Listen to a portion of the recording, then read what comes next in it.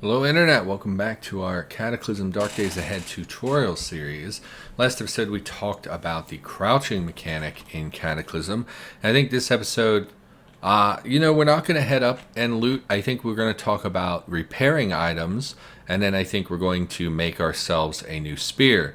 So our spear, which is the spike on a stick, we've discussed this previously. It has the flimsy tag, and so it breaks very easily. We hit, two enemies with it, and then it's broken to half of its current condition. You can tell an item's condition based on two bars. A fully repaired item will have two vertical pipes like this that are green. You can reinforce, and when you reinforce, I think it's 2+ signs, which means it just has a little extra protection. It's basically like having another half a bar here instead. And then as it deteriorates, it will shift to one vertical bar and one backslash. Then it will shift to one vertical bar and a dot. And then finally it will go to a sideways, another backslash and a dot. And then finally it will be two X's, I believe. And at that point it's basically broken. It's either unusable. In fact, it might not even go to two X's on items. That might only be vehicle parts. Not 100% on what that is, but basically this means it's at half health. So if we look at this item, you'll see it deals 13 damage, and it says, it does not say, but basically because this weapon was damaged, it's doing less damage than it normally would. So if we go to our crafting menu and look at spike on a stick, you'll see it should be dealing 4 bash and 13 pierce for a total of 17 damage. And currently it's only dealing 13. So that's not a significant reduction, but 4 points of damage is also not negligible. It's, 4 points of 17 is like a percentage. That's a significant percentage. It's not, it's like 25% of the weapon's actual damage has been reduced, or 22-ish%. So this is bad. So how do we fix that? Well, some items, it doesn't matter if they deteriorate. Something like a lockpick, It has no bearing on this item. Basically, a lockpick gets damaged when you fail to pick. So this getting damaged is so negligible because we can just craft a whole ton of lockpicks very easily. And so this being damaged doesn't matter. I don't think you can repair them. You can repair them. That's interesting. Clothing has its protection values deteriorate over time. Again, this is not a super big deal depending on the clothing. So if we were wearing something like our faux fur trench coat has a protection of 5 and 5. If that gets damaged, that will be reduced, and that is not good because 5 is a pretty significant protection number. On something like our boxer shorts, even fully repaired, it only protects from 1 point of bash and 1 point of cut. That's so insignificant that them being like almost broken, the protection isn't that different, so it's really not that relevant. And so it really depends on what is being broken. A long sleeve shirt probably, nope, also 1.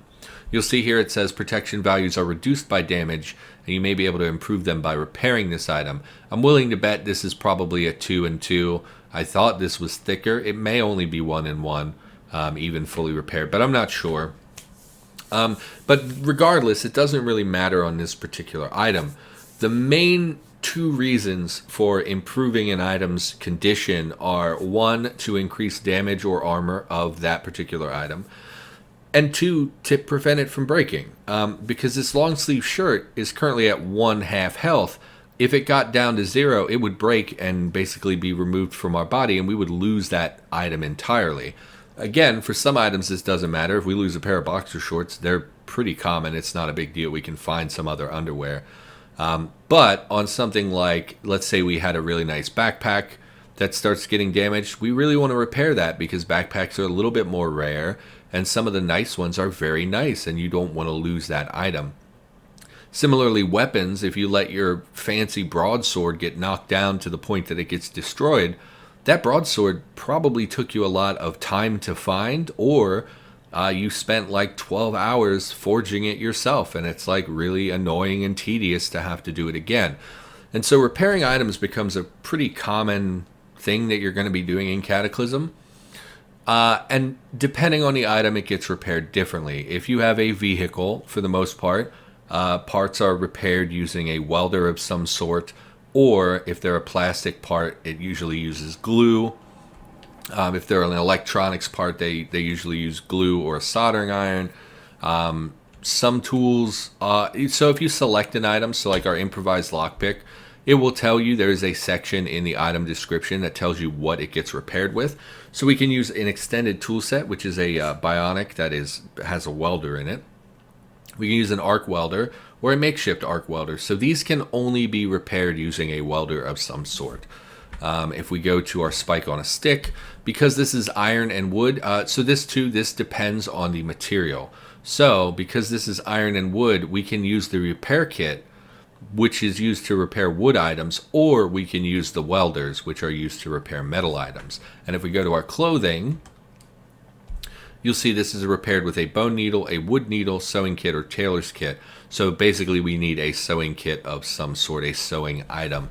And so they're broken down into categories like that. If it's a metal item, and it's usually based on the material that they're made of. So if it's a metal item, mostly you're going to need the welders. If it's a wood item, you're going to need a miscellaneous repair kit. A mod I play with a lot has an item called resinous cord. I like that item a lot. It lets you repair wooden items. In vanilla Cataclysm, the only way to repair wooden items is with a miscellaneous repair kit, which is very, very annoying because it requires a wood saw to craft, and can be pretty hard to find out in the world. So if you don't have that, you're basically just SOL, and it's real dumb, in my opinion. We need a little bit more options for repairing wooden items, and I really like the resinous cord. So I grew up in a house where we had a table that had a broken leg, and the way they fixed that was to basically soak some kind of cordage in, I guess it was resin, and just wrap that leg until it was reinforced and functional. And I really think that that's cool, just because it's something I remember seeing someone do when I was a kid, and I really like that idea. So for me, I don't know what mod that is, but it's one that I have on by default most of the time. We don't have that in this game, and we can tell that by looking at this item, and it's not listed in the repaired with section. So repairing items is pretty important. Unfortunately, we don't really have the tools to do anything. So like, we can't repair this item. We don't have the repair kit. Did we find a repair kit? We actually may have found a repair kit in this basement, if I'm remembering right. But we don't have any welder of any sort. Let's head back to base anyway. We have this meat in our inventory I would like to cook and eat. Another raccoon, man. I don't often see so many animals, and this would be like our third raccoon to kill. So let's take a quick look. It would be in our tools pile, which we have set up here. So let's look for repair. No, I didn't find one. That must have been a different playthrough. Unless it would be over here still. No, okay, that's fine. And let's also drop these pine boughs, because we don't need those in our inventory. Why don't we start a fire real quick? We'll cook our meat, and then we will look at what alternatives we have to repairing our weapon, because we know we can't repair this. So what do? Oops. Oh, I almost canceled it. Well, good, I didn't cancel it. Let's just eat all of this. Nom nom. So we've gotten quite a few calories from meat today. And we're going to drink this OJ as well. 2 reasons. 1, OJ has a lot of calories and quench. And 2, because it's perishable, you'll see it goes bad in about 5 days. These items are sealed, so even though it says 1 week, that actually, because it's gray, what that means is that it's 1 week after we open this particular container. So it's indefinite, but as soon as we open it, we have a week to consume it all, which, spoiler alert, we're never going to eat that much jam. So we'll have some swigs of OJ. Oh, we're already turgid. We actually should not be drinking because we don't want to get sick from drinking too much. So we're going to stop. And we can extinguish this fire. We don't need this. So we can't repair our weapon. We don't really want to use the cudgel because it means we have to move into melee range of the enemy. And like I said, I think for new players, spears really are the best route to take. So why don't we look instead at crafting a different spear? We've leveled our skills just a little bit. And let's see what we can do with a spear. We have the wood spear. We don't want this. We have the forked spear. This is a good weapon, but it's still flimsy. Fishing spear, no. The 2 knife spears, again, we need drilling for this, and you cannot make a drilling item. I looked in between episodes. Making a drill currently, even the lowest tier primitive drill requires a forge, which is Pretty dumb, I think, because you can make a hand drill pretty easily outside of that. So that's something I found a little bit annoying. We're going to have to find a drill in the world. Knife spear would be the best bet. So like if we had a drill of some sort, we would make this because this is not flimsy and therefore will last a lot longer than the other ones. Plus it has pretty good stats, 21 with a +1 to hit. So I think forked spear is probably the way to go. It has a higher damage than all the other ones that we have currently. It has the disarm and a high block ability. Can make reach attacks. The only real issue is that it is also flimsy. And I believe that flimsy is just an all or nothing. So like there's not different degrees of flimsy. So our spike on a stick will deteriorate at roughly the same rate as this forked spear, as the same rate as anything else with flimsy. So it's not like one is better than the other. The benefit here is that this does more damage, so we could maybe get through. We would make fewer attacks to kill an enemy, so it might last a little bit longer based on that. So we would need a tool with hammering of 1 or more, which we have. We would need a long stick, which we know we can get from the little baby trees. We would need a felt patch, a fur patch, a leather patch, or a rag. We can take care of that pretty easily. We're going to need a lot of cordage, unfortunately, but we can also get that from the house to our north. And then we need to make 3 spikes, which is really the only thing that's a little bit annoying because the spike requires chunks of steel, which we don't have, but we can get those pretty easily as well. So I think that's our priority is to make a forked spear. So we're going to go ahead and do that. Come up here. We're going to check the bushes for long sticks. It looks like we already picked them up. We did. So let's just head up here and harvest more long sticks. Or I'm sorry, long strings. My mistake. So let's just grab a whole bunch of them because it doesn't... Oh, it's no curtains. Okay. Tear down, pick up the long strings. It's usually good to have a bunch of long strings anyway, so if you clear a house and you know you're not really going to be coming back, you might as well take the strings. So we've done that. We need chunks of steel. Really nothing in this house has... Ah, yes, we'll go up here. Chunks of steel are now more rare from... Let's use the cudgel because it has the highest bash. They're less common than they used to be, but you'll still get them from shelving and lockers. I think actually only lockers have been reduced, so shelving probably gives the same amount of chunks as it used to. I'm not sure how many we need, so we might as well just deal with all of this while we can. So we'll head back outside, and we'll make, because we need the light to craft, we'll make some spikes. We need 3 of them, so we'll make 3 spikes. We did only need 3. I was thinking it was 3 per spike, but that's not correct. Let's go ahead and drop the remaining chunks of steel. What else do we need? Spear. Forked spear requires a long stick, and then we're good to go. Because apparently something nearby us currently has hammering. I'm not really sure what, but that's okay. So we'll maybe the chunks of I think chunks of steel have hammering now that I'm thinking about it. So let's find a little baby tree that we can smash here. We already smashed the ones really close to the base. Here's one.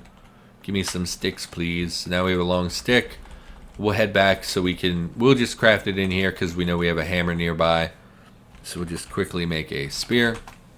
Oh, still black. Oh, we never gathered wood or we never gathered rags or felt. So this is an easy thing to do. Basically anywhere that there is a bed, there is like infinite rags. So we can smash the bed and it will give us a whole ton of rags. Alternatively, we could cut up other clothing. That is pretty common in most houses. You can get at least a handful of rags from a simple bit of clothing. What will not work is pulling clothing from a zombie. So like if we go here and we try to cut up the zombie's clothing, number one, we're less likely to get rags because they're damaged, and being damaged decreases the amount of potential components that you will get from disassembling or butchering something. And 2, because they're filthy, it would actually give us filthy rags, which we can't use for crafting unless we wash either the clothing first, then they would give clean rags, or harvest rags and then wash the rags separately, and then we would clean the rags. So that's not the way to go. Easiest way, really, if you're looking for a ton of rags, smash the bed. Mattresses have a ton of rags, and you can see just from like smashing up one bed. Never mind, we don't feel capable of smashing today, so just ignore that. If you're needing a bunch of rags, say you're making your own clothing or whatever, you need a bunch of cloth, smashing a bed is the best way by far to get a bunch of rags. One bed will usually yield you like 140 to 200 rags, so definitely something to keep an eye on. So we now have rags. Let's grab some rags and just carry them out to where the light is, because we need to be near the chunks of steel for crafting. We don't need to carry them with us though, and we should now be able to make our spear, make a forked spear. So now we have an upgraded weapon, and I feel a little bit more comfortable moving into town. Another thing I meant to mention for repairs, when you repair an item, you will activate the tool required. So if we had a welder and we wanted to repair our spear, we would go to activate, which is the A key, lowercase a as in alpha, and we would select the welder, and then it would pop up and say, what would you like to do with the welder? It would say repair metal or aluminum or whatever. Select that and then select the item that you want to repair. Same logic for a tailor's kit. You would activate it and then it would say repair cloth or whatever. Select that, select the item you want to repair. It will bring up another menu. We'll talk about that when we get there, giving you a percentage chance of success and failure. For the repair kit, same thing, activate the repair kit. Alternatively, people tell me to use the percent symbol to repair. But now that I'm looking at this seems... Oh, I see, it is there. So if you press the percent key, which is Shift 5 on the American, standard QWERTY keyboard, it will bring up this menu, which is apparently like just an action menu with a lot of different actions in it. And you see down here we have the ability to repair. They're grayed out currently because we don't have the means by which to do that. And you'll see here this explains what tool we would be using. So this is grayed out because we don't have such a tool. If we tried to write on something, it would be using our pocket knife. So it's interesting. I never use this menu. I find it better to activate things because that's very specific. I don't have to navigate. I mean, I guess I still navigate menus. I just never use the percent menu. So I wanted to make sure I mentioned the percent menu because people always tell me to use that. So, yeah. So I think that's going to do it. We've secured a new weapon. And in the next episode, we're going to head up here, see if we can get eyes on this park so I can point out the monster density there.